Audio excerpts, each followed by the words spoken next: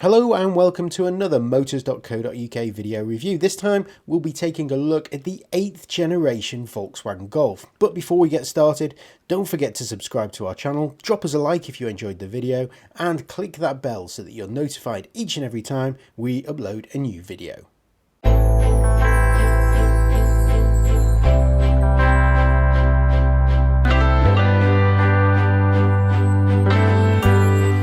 The Golf was first introduced in 1974, and we suspect even Volkswagen didn't realise what a hit it had on its hands.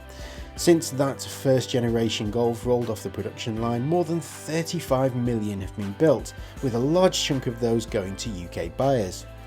Now, with Audi launching a new version of its A3 and Skoda launching a new version of the Octavia, it's no surprise that up pops an all-new version of the Volkswagen Golf, which is now, as we mentioned, in its 8th generation. This latest version has gone with the if it ain't broke then don't fix it approach, with styling that's not vastly different to the outgoing model. The biggest cosmetic changes on the outside though are its curvier bonnet and new headlamps and grille, plus of course the all-important new Volkswagen logo on the bonnet.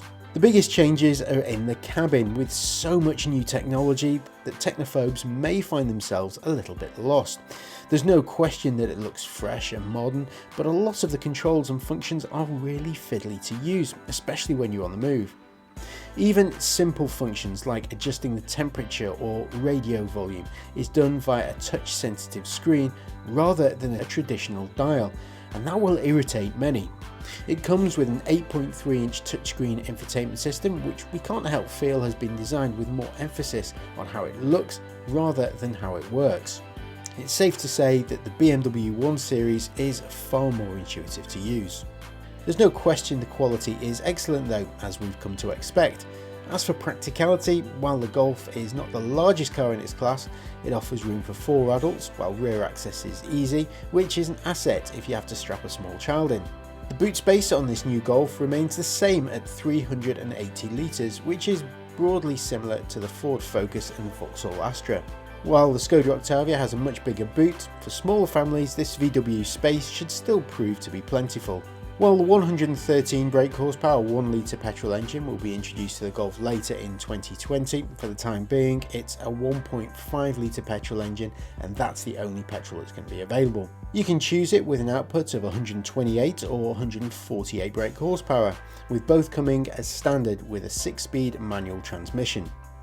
If you go for the more powerful version, you can pair it with a 7-speed DSG automatic gearbox, which with it brings ETSI mild hybrid technology, which provides a mild torque boost and reduced running costs. For this new Golf, Volkswagen has replaced the 1.6-litre diesel engine that's been around for some time with a new 113 brake horsepower 2-litre diesel. Now that comes with a 6-speed manual gearbox. A larger 148 brake horsepower version is available with a 7-speed DSG as well. The best model performance-wise at the moment is that 148 brake horsepower 1.5 litre with a manual gearbox. Now that can accelerate from 0 to 60 in 8.3 seconds and reach a top speed of 139 miles per hour. Regardless of which engine you choose, the Golf should be cheap to run. In terms of maximum efficiency, you should choose the 113 brake horsepower 2-litre diesel, which should be able to return an impressive 67 miles per gallon, with CO2 emissions of 110 grams per kilometre of CO2. Oddly, it's the mild hybrid version that's actually the most inefficient in the lineup, returning a claimed 47.8 miles per gallon and CO2 emissions of 134 grams per kilometre of CO2. When the GTE plug-in hybrid powertrains join the range later, this will become the most efficient version to run, and if you're after something a little sportier, then they too are in the pipeline and will join the range later in 2020. It's no surprise that Volkswagen's latest take on the Golf picks up where the last one left off, and it's still a car worth considering if you're looking for a mid-sized family hatchback. It's solidly built, it drives extremely well, and is relatively cheap to run. However, this class is now more competitive than ever, with some rivals offering just as much practicality and driving thrills in a cheaper package, and with an infotainment system that's far less complicated to use. If you want to see reviews on some of the Golf's main rivals, then follow the links coming up next.